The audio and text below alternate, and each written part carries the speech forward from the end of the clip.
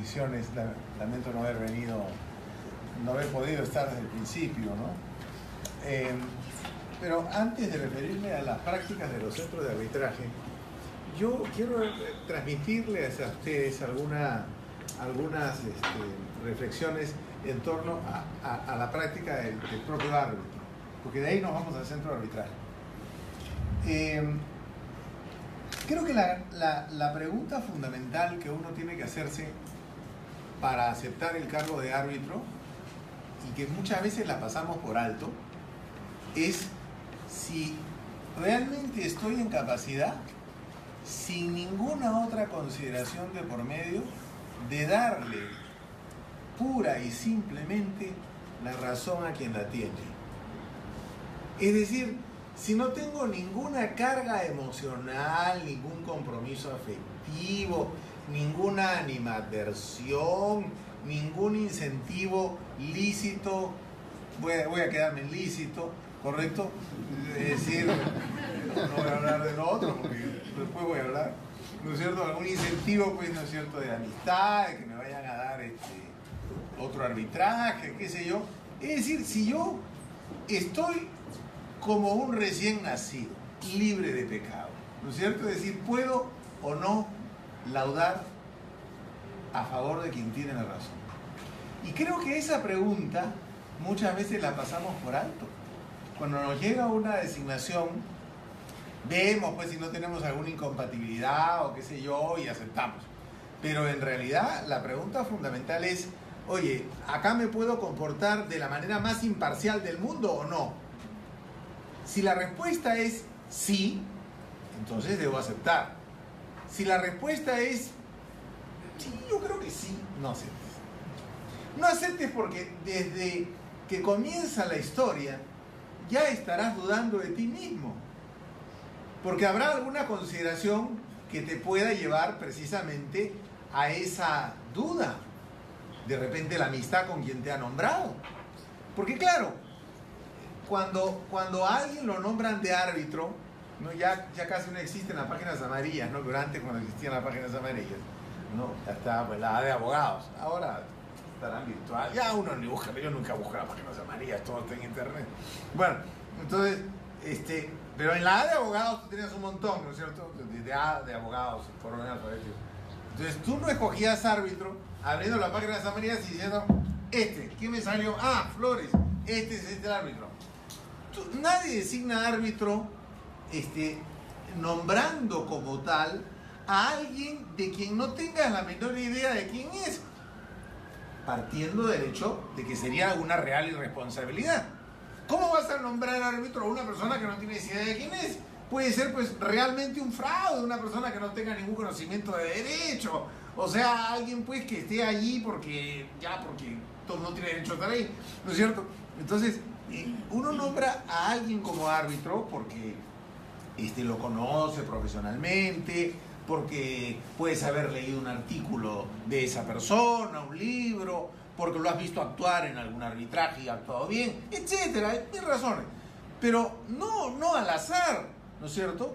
Entonces, hay algún grado de conocimiento, algún grado de cercanía, o sea, tú lo conoces por algo, ¿no es cierto? Y por eso lo has nombrado, por lo que lo conozcas. Entonces, el tema está en que no debe perderse de vista, como se decía en una de las exposiciones anteriores, que precisamente cuando uno designa a un árbitro, ese árbitro designado tiene que ser imparcial con respecto a mí mismo. Y creo que ese es el principal ejercicio, ya no del árbitro, sino de la parte que lo nombra, que no hace muchas veces la parte que nombra un árbitro. Porque lo primero de lo que se cuida es que el árbitro efectivamente sea tuyo, ¿no? Es decir, mi árbitro, es mío. Así como, no sé, mi celular, ¿no es cierto? Mi celular. Disculpen que sonó el celular cuando estaba estaba esperando un mensaje y sonó al final cualquier tontería. Así que disculpen hace un rato. ¿No es cierto? No suelo hacer esa barbaridad, le pido disculpas a mi amiga Fabiola Paulet. Bueno, pero entonces, eso es mi celular, es mi árbitro. Pues no me va a fallar ni muerto. Primero lo matas y después me falla. ¿no es cierto? Le clavas una estaca y tampoco falla contra mí, ¿correcto? Entonces, ya si eso es así, yo siempre sostengo que ese es el final del arbitraje. Porque si el arbitraje se ha creado y en el Perú se ha instalado fundamentalmente en materia de contratación pública, donde es un 70% o 2/3 de los arbitrajes, y en materia comercial, que es 1/3 de los mismos, bueno, si se ha instalado para oxigenar el Poder Judicial, para tratar de que los vicios de los que siempre nos quejamos del Poder Judicial y de la justicia ordinaria no se repitan, etc. Pero si comenzamos así, comenzamos pues muy mal. Entonces, si no se entiende que eso no debe ser así, entonces no hay arbitraje posible. Pero acaba de la mano con algo que está de moda, y es esto. Tú tienes que ser árbitro, como decía al principio, cuando te sientas capaz de darle la razón a quien la tenga. Da la casualidad, fíjate la casualidad que te voy a decir, da la casualidad que tu arbitraje es entre la institución Las Hermanas de María, ¿correcto? Y el diablo. Son las partes en el arbitraje. La institución Las Hermanas de María, que vamos a suponer que además es una institución estatal, ¿ya? Y el diablo. Muy bien. Entonces, cada parte plantea sus pretensiones, que fundamentalmente el que reclama no es Las Hermanas de María, ¿no? Es el diablo que está reclamándole a Las Hermanas de María. Entonces, y tú a lo largo del proceso, y en el proceso, llegas a la conclusión de que la razón no la tienen Las Hermanas de María, sino la tiene el diablo. ¿A favor de quién vas a fallar? ¿De Las Hermanas de María o del diablo? Del diablo. Tú no estás ahí para otorgar certificados de buena conducta. Tú no eres la mamá de las partes. Tú tampoco estás ahí para someter a criterio de juicio moral ni al diablo ni a Las Hermanas de María. Tú estás allí para administrar justicia en base a lo actuado y darle la razón a quien la tiene. Si no estás en capacidad de tener los pantalones y darle la razón a una parte que podría tener alguna objeción moral, entonces renuncia. Pero no sigas. Porque si sigues, entonces te estás convirtiendo en cómplice de tus propias debilidades. Y tus debilidades son aquellas que te dicen no puedes laudar sino a favor de Las Hermanas de María. Primero porque sería un pecado, y yo soy religioso, y además no solo por eso, sino porque ¿cómo le voy a dar la razón al diablo contra Las Hermanas de María? Me voy al infierno. Mañana mismo me voy al infierno. Bueno, entonces hay una palabra que empieza con R y termina con A, que se llama renuncia. Yo he renunciado en algunas oportunidades a arbitrajes, en 2 oportunidades. No precisamente porque fue Las Hermanas de María, sino era otro asunto distinto. Pero, digamos, hay algunos casos en los cuales, digamos, se parece al de Las Hermanas de María, en los que estoy pensando de manera muy seria renunciar. ¿Y saben por qué estoy pensando renunciar? Porque, por una razón muy sencilla y práctica, porque no quiero que cuando termine, si gana la parte que no es Las Hermanas de María, me esperen 4 fiscales a decirme que soy un corrupto. Esa es la razón. Lo estoy pensando. Porque en realidad, acá ya no se juzga otra cosa, ¿no?, que por quién laudaste. No importa quién tenía la razón. Y no solo eso, sino que además, esta invocación que yo hago, la trasladaría a los jueces que ven las anulaciones del laudo. Porque ya no hay un estándar para calificar los laudos si son correctos o no. Hay 3. Primer estándar, yo diría de nivel de poca intensidad de revisión, si se trata de una anulación de laudo entre 2 empresas particulares, porque no hay dinero del Estado de por medio. Y lo he escuchado en conferencias dicho con esas palabras. Segundo nivel de intensidad, mucho más serio, cuando una de las 2 partes es una entidad estatal. ¿Y la razón cuál es? Porque hay dinero del Estado de por medio. Y tercer nivel de intensidad, cuando una de las partes en contienda en la anulación es una empresa cuestionada. Un ratito, ¿dónde dice eso en la ley? ¿En qué parte dice eso? En ninguna parte, ¿no es cierto? Esa es una creación de los tribunales de justicia. Entonces, ¿y por qué entonces nos asombramos cuando hay más casos de anulación? Según los jueces, porque los árbitros actúan mal. Muy bien. Justo el caso que señaló Fabiola fue un lado que se anuló mío. Pero todos estábamos felices que se anulara, porque yo era el árbitro superviviente. O sea, le dimos el día 11 para que presentó la entidad la reconsideración, y yo reconsideré y dije, no, cierto, he actuado mal. No debió presentar el día 11 en la sede correcta, sino el día 10. Pero mis dos colegas no dieron marcha atrás, fueron recusados y el OCE declaró fundada la recusación. Entonces se recompuso el tribunal con dos nuevos que pensaban igual que yo y conmigo. Entonces cada resolución que había de ahí en adelante decíamos, sí, pues sin perjuicio, no podemos dar marcha atrás en esa resolución que ya quedó firme, sin perjuicio de que ese es causal de anulación. Y ya sabíamos que se iba a anular, entonces cuando se anuló, nos juntamos y nos tomamos un café porque qué rico que se anulara ese laudo. Porque se debía anular, me explico. Pero fue una cosa anecdótica. Pero lo que digo es, más allá de eso, que no es en la línea de lo que estaba diciendo, si los jueces de la jurisdicción ordinaria no son capaces también de distinguir y darle la razón a las hermanas de María o a quien no tiene una buena reputación como empresa, cuando se discuta en los tribunales si hay o no una verdadera causal de anulación, entonces tendrán que inhibirse.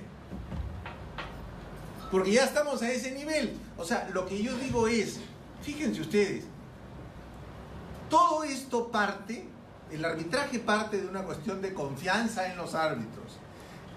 Y esa confianza, y confianza también en los tribunales de justicia ordinaria, que van a revisar aquello que hicieron los árbitros.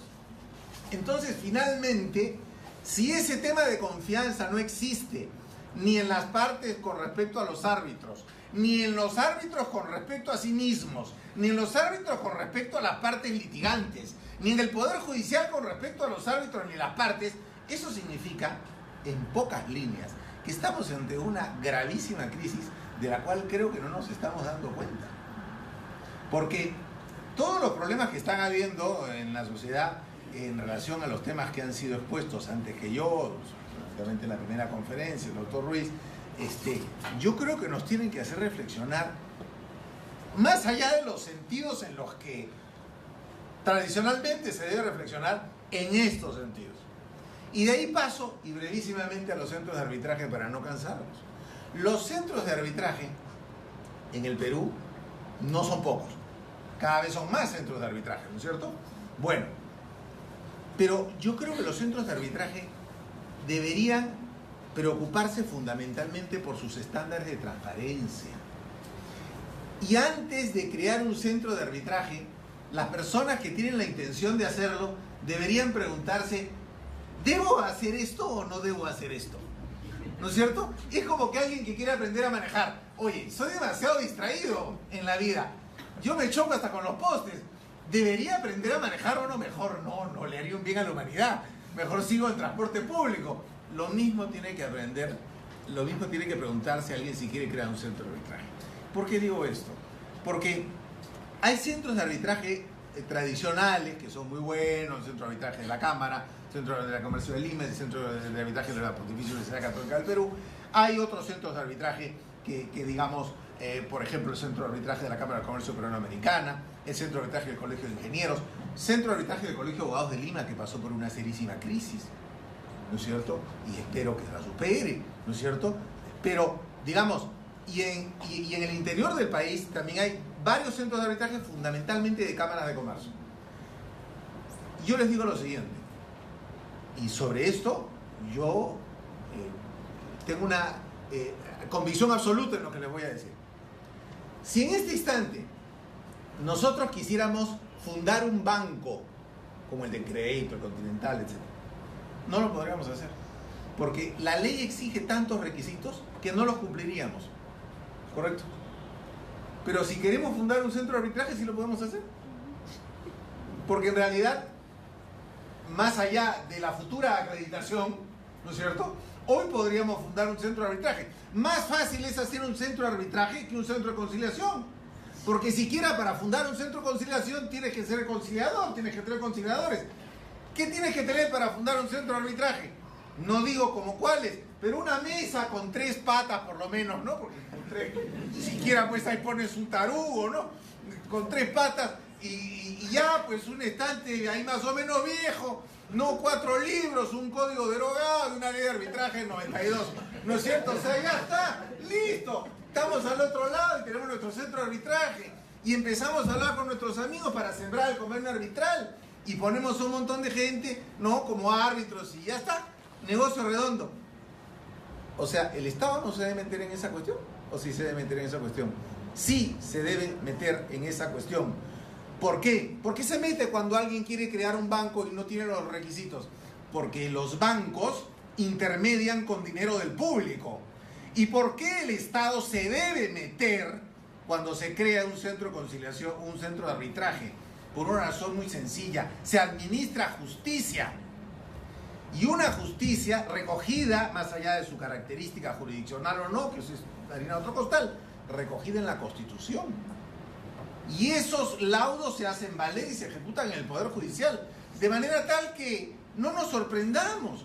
Yo creo que menos sorpresas habría en el arbitraje si hubiese más requisitos o requisitos formales para crear centros de arbitraje que no los haya, ¿no es cierto? Entonces, eso es, a mi juicio, muy, muy importante. Ahora, muchas veces los centros de arbitraje, y con esto ya voy terminando, ¿no es cierto? Muchas veces los centros de arbitraje compiten para ver quién tiene más árbitros en su lista, ¿no? Yo tengo 400 árbitros. Ah, o sea, no soy poca cosa, 400 inscritos. Qué bien, te felicito. ¿Y tú? No, yo nada más tengo 120. Ah, inicio. Yo tengo 400 inscritos. Ah, qué bien, ya. Yo tenía una discusión que la tuve por lo menos en 2 de las mesas redondas que hubo hace años con el fallecido y muy apreciado profesor Jorge Santisteban de Noriega, uno de los precursores del arbitraje en el Perú. Y mi tesis siempre era: cuando haya que designar a un árbitro por un centro de arbitraje en defecto de señalamiento de parte, ¿no es cierto?, en defecto de designación de parte, que se haga un sorteo entre todos los que están en la lista y que mencionen la especialidad requerida. ¿Cuál es la especialidad requerida? A contratación pública. Ah, hay 150. Que los 150 entren al sorteo y en presencia de un notario público, y el que salga es el árbitro. Y el doctor Santisteban me decía, no con poca razón, pero yo discrepaba de esa afirmación, pero me decía: no, señor Castillo, por una razón muy sencilla. ¿Cuál? Y si sale cualquiera y es un arbitraje muy importante, es que el problema, yo le replicaba, no es que salga cualquiera. El problema es el del centro de arbitraje, que ha puesto a cualquiera en la lista. De manera tal que, uy, qué miedo, el que salió sorteado. Y va a administrar el arbitraje, esta millonada entre entidades, y nos fregamos todos. Ah, ¿quién tiene la culpa? ¿El sorteo como mecanismo de designación aleatorio? ¿O la culpa la tiene el centro de arbitraje, que no selecciona absolutamente a nadie para sus mecanismos de admisión y que no fiscaliza a aquellos que deben permanecer o no en sus listas? Este es un tema muy importante. Creo además que los centros de arbitraje deberían tener una actitud, como se señalaba en algunas de las exposiciones anteriores, más proactiva. Así como el OCE tanto hizo Fabiola por que el OCE instaurara prácticas de transparencia, el récord arbitral y todas las buenas prácticas que nosotros recordamos, ¿no es cierto? Los centros de arbitraje privado deberían hacer lo mismo.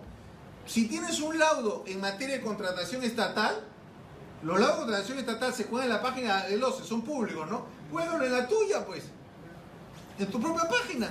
Si tienes un laudo que la Corte Superior te ha mandado un oficio para que le envíes el expediente porque alguien solicitó la anulación, juegue el laudo después de que le mandes el expediente. ¿Por qué? Porque al formar parte de un expediente judicial ya se acabó la confidencialidad. Promueve, ya se está promoviendo, que los expedientes arbitrales, las partes autoricen desde ya que los expedientes arbitrales sean objeto de debate para sustentación de expedientes de título profesional de los chicos para cuando se titulan de abogados. Fomenta además en tus reglamentos que cuando alguien se adhiera a ellos, tus laudos puedan ser públicos salvo pacto en contrario. De tal manera que, mira, si sumamos los laudos en contratación pública, los laudos que van en anulación y aquellos que formen parte de autorizaciones especiales, mira, ya tienes el 90% de laudos públicos. Y eso daría una riqueza tremenda a la sociedad. Primero, una riqueza tremenda para que la sociedad en su conjunto y el medio arbitral en especial tenga la posibilidad de hacer un seguimiento del comportamiento arbitral de aquellas personas que se dedican a este oficio. Y en segundo lugar también, para que se pueda conocer esa trayectoria y que en las universidades se discuta la riqueza conceptual, jurídica, sustantiva y procesal de muchos laudos arbitrales que determinarían sin duda una mayor riqueza de discusión doctrinal, una mayor riqueza de discusión en las aulas de derecho que muchas de las sentencias judiciales que sirven de discusión de manera tradicional. Eso en realidad y muchísimas cosas más que se podrían hacer en el arbitraje. Tal vez las situaciones o los momentos de crisis, como creo que es este, sean aquellos en los cuales uno puede agudizar los sentidos y los pensamientos para ver primero cómo salimos de esta crisis complicada y en segundo lugar para ver qué cosas buenas se pueden hacer por el arbitraje en nuestro país y que este mecanismo al que tanto afecto le tenemos, al que nos dedicamos, etcétera, no esté, digamos, cercano a su partida de función, sino al contrario, cercano a una renovación general, cercano a una renovación en materia de espíritu, de ánimo, de transparencia y de credibilidad por parte de la sociedad y del medio jurídico en su conjunto. Muchísimas gracias.